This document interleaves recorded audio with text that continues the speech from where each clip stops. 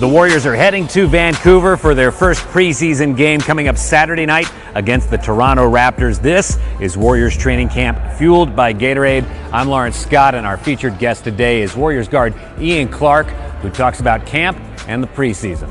For me, it's just about being comfortable, being able to be in a new role this year, playing with different guys that, I played in with Spurs last year, especially in the playoffs. And I want to build off, what I did, being able to knock down shots, be a hassle defensively, and being able to be that spark, off the bench consistently. How do the coaches make training camp a educational opportunity? What are some of the things that they do here for the players to kind of help not just build your game, but also build a team mentality? They break everything down. Having a lot of new guys and teaching them the offense, where they're going to be in certain spots, because we got a lot of guys that can play multiple positions. So for them to break it down, step by step, drill by drill, to get guys to understand it, and then kind of put it all together when we play 5-on-5 and things, and when we get to the preseason games. What's the excitement that builds around just getting in game action? Being able to have another opportunity to put ourselves in position to win the championship. And I think a lot of guys, including myself, are excited for it. We want to see how we can do with this group, and I feel like we have a talented group, and we can do some big things this year. How was your off season, and what were some of the things that you were able to do with some of the downtime? Off season was good. I was here early, but mostly I went home, enjoyed my family. It's been a while since I've been in Memphis for an extended period of time, so being able to see my friends and family back home, kind of relax a little bit before. We had a short off season, so before we got back to things, it's good to be home. We want to take you back now to Monday's Media Day to listen in to some of what the guys had to say. Here's Klay Thompson at the podium. These last 2 years, I've been on the side of both winning and losing. Obviously, in 2015, the ultimate gratification when you win an NBA championship, and then the exact opposite the next year, And I look at the bright side of things, and we can get better from it. And, I think everybody in this organization was very disappointed. You had to be if you're a competitor, and that's what makes us a special group is that fire will continue to burn inside us until we win another one. So it will last for a long time. It would bother anybody, obviously, but I've been on both sides of the spectrum now, and I've learned from both years what I can get better at, and so I'm so excited for this year. We obviously have a new group, but it should be the same expectation we had the last 2 years. Front row left, Mark Stein. Klay, there's obviously a lot of newness around here, and on the outside, all of us are asking, how long will it take for this team to kind of mesh?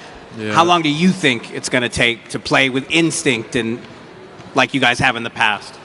I don't think it will take very long. It will take some time, obviously. It's our first practice tomorrow together. So it'll be some rust out there, and but I anticipate it won't take that long. That's what the preseason's for. It's exciting. It's crazy to think we have a game in this weekend. It came so fast, but it's wouldn't have it any other way. So I can't put a number on it, number of days or how many games, but we're all unselfish players, and we all love to play, and our front office does a great job of getting guys who fit the character of this team and just want to win. So I don't think it will take that long. Right side here, front row, Monty Poole. Monty Poole, CSN Bay Area. Klay, a couple of months ago you said that you won't be sacrificing anything. People ran with that as if you said, I'm going to take every shot or something like that. Yeah. What did you mean when you said you won't be sacrificing anything? Well, when you acquire the talent we did this offseason, I don't think that's a sacrifice at all. I think that puts us in an amazing position to do things that have never been done here and do it for a long, extended period of time. So that's what I meant by that is, I'm not talking about points per game or minutes or shots. I'm really not sacrificing anything because you don't sacrifice when you acquire a player like Kevin Durant and get vets like David West and Zaza Pachulia. I think we really got stronger, which is hard to even imagine because we had such a great year last year. So, yeah, that's what I meant by that, though. Left side over here, Scott Cooper. Scott Howard Cooper from NBA.com. How much did you hear the trash talking about 3-1 from fans, maybe shouting at you when you were in other arenas this summer or just out in public? And do you want to hold on to that? Is there any part of that can be motivation? Oh, it's definitely motivation. You know, you got to learn how to close out a series. I mean,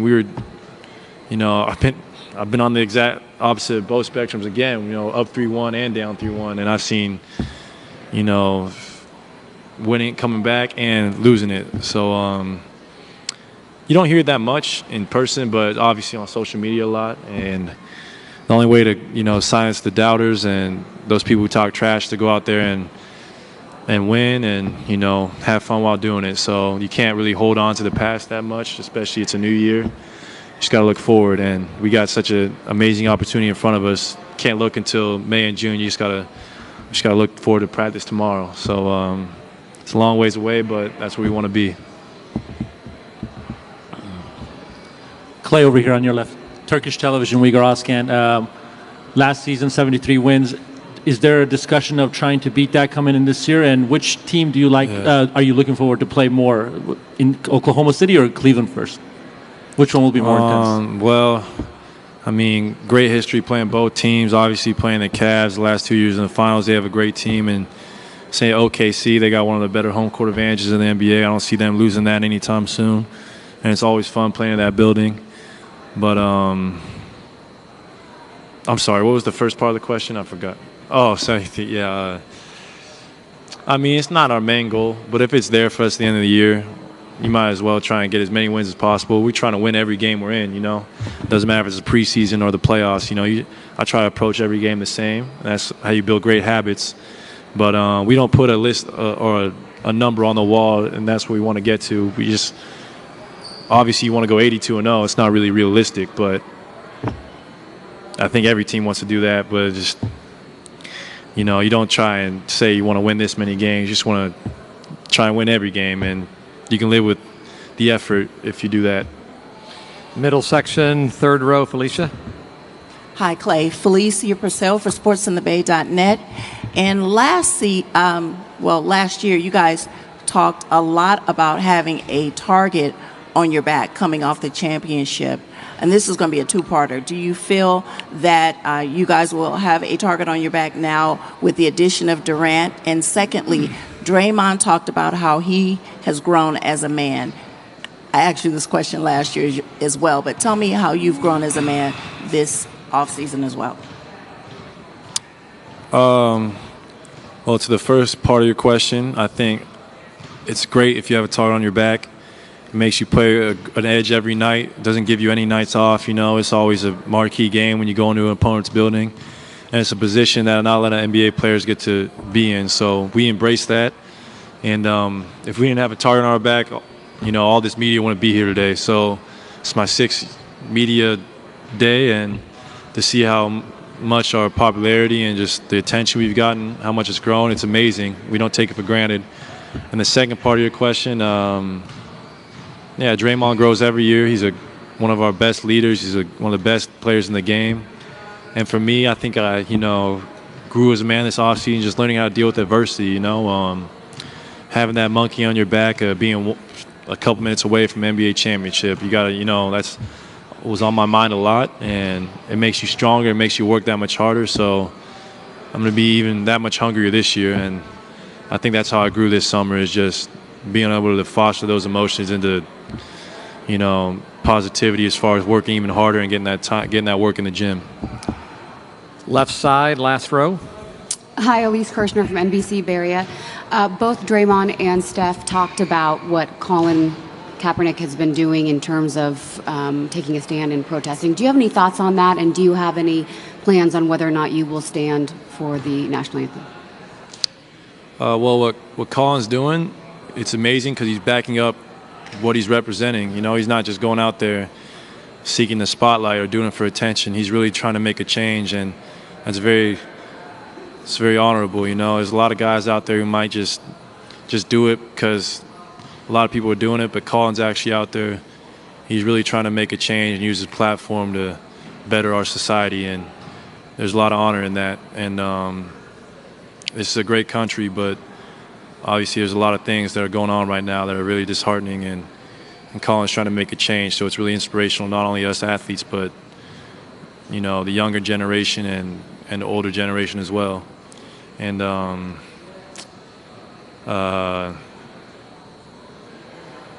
to your second part of your question, after being around playing with Team USA and being around the military and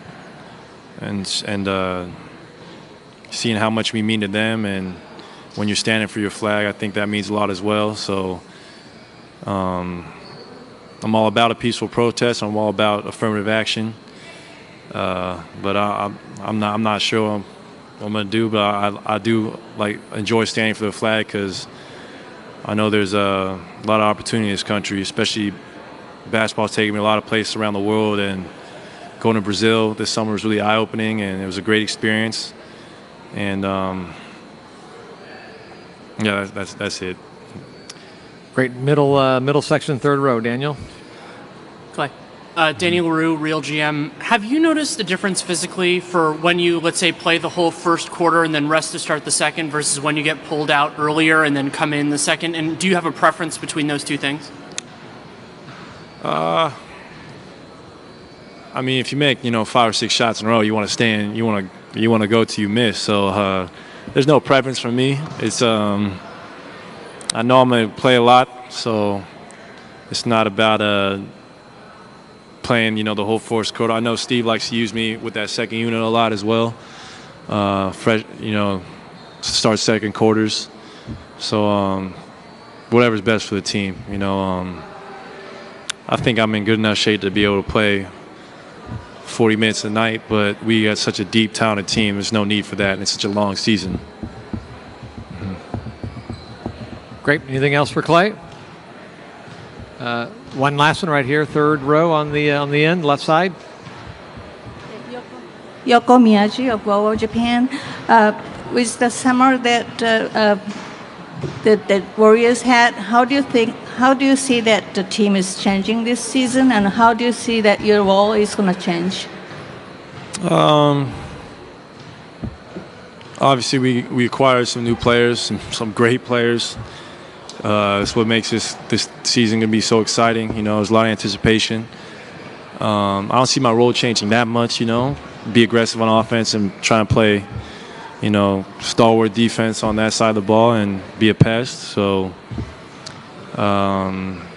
we got a very unselfish team, and no one's going out there to seek their own individual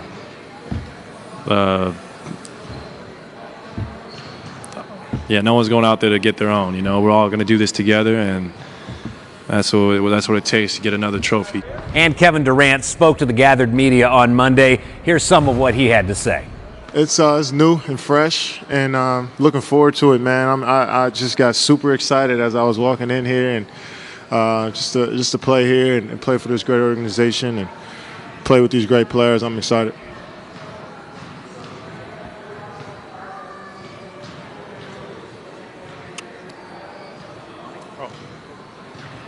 Monty Poole, CSN, Bay Area. Kevin, how familiar, first of all, welcome to the Bay Area. Thank you. Officially. And how familiar are you with the area, and how much of that, I think you've touched on this before, how much of that was a part of your reason for coming here beyond basketball? I don't know much about the area, but I think that's one of the cool things about it, just being able to explore, all parts of the Bay Area. And I wouldn't say it played a huge part in why I came here. I think more so the people, the players and the organization is the reason why I chose to come. Second row, Al. Kevin, right here in the middle. Al Sarasovic, San Francisco Chronicle. Welcome. Thank you. The scope of today's Media Day, I mean, what's your impressions of that? How does this compare to Media Day in Oklahoma City? And what does this tell you about what you've gotten yourself into here? It's been just about the same, to be honest. Doing the same things and same coverage. So, yeah, like I said, I'm excited to be here, excited to move forward and go out here and be the best basketball player I can be. Second row, right side. Michael Robertson, African American Athlete Network. So, Kevin, it's a two-parter. Back in 2010, when LeBron did this move, there's some backlash towards him, and you had a little bit this summer. Do you regret some of the comments you made, kind of pointed towards him, now that you've gone through it? And then the second part would be planning the Olympics basically you had to win it all. So do you think that prepares you for playing for the Warriors this year? For the first part of your question, 6 years ago, that was 6 years ago. Everybody changes in 6 years. It's just part of growth. Opinions change, experiences change. So yeah, I don't regret what I said. I'm not going to change what I said. But I am here now, and it is. It was a long time ago. But for the most part, in the Olympics, the pressure is on you to win it. But when you're around good people, when you're around a group of guys that don't really worry about the outside noise, it makes everything easier. Second row, middle. Yeah, Kevin, Jason Applebaum, KTVU, Fox 2 here in Oakland. How much did the Warriors sales pitch to you go into your decision making? And if they had won the title, because I know that one of their things was we need you to win the title. Had they won the title, do you think you'd be here? They didn't, so I don't even want to talk about it. But the sales pitch was great. I wouldn't even call it a sales pitch. They came in and they were real and they were open and honest about who they were, and it drew me towards them. And here I am. Middle section, second row. Kevin, John Branch from the New York Times here in the middle. Similar question off that. Those sales pitches that all these teams come in and do for a guy like you, truly how important are they?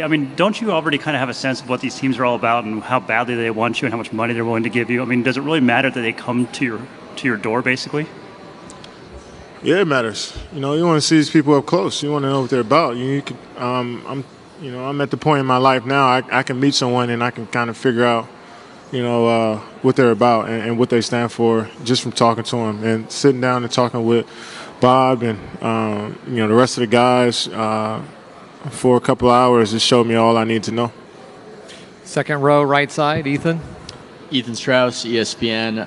I'm wondering, how big a move was this for Nike, and does this really help them that you're in a big market like the Bay Area? I was just at Nike the other day. They didn't matter where I play. They didn't care where I play basketball. They support me.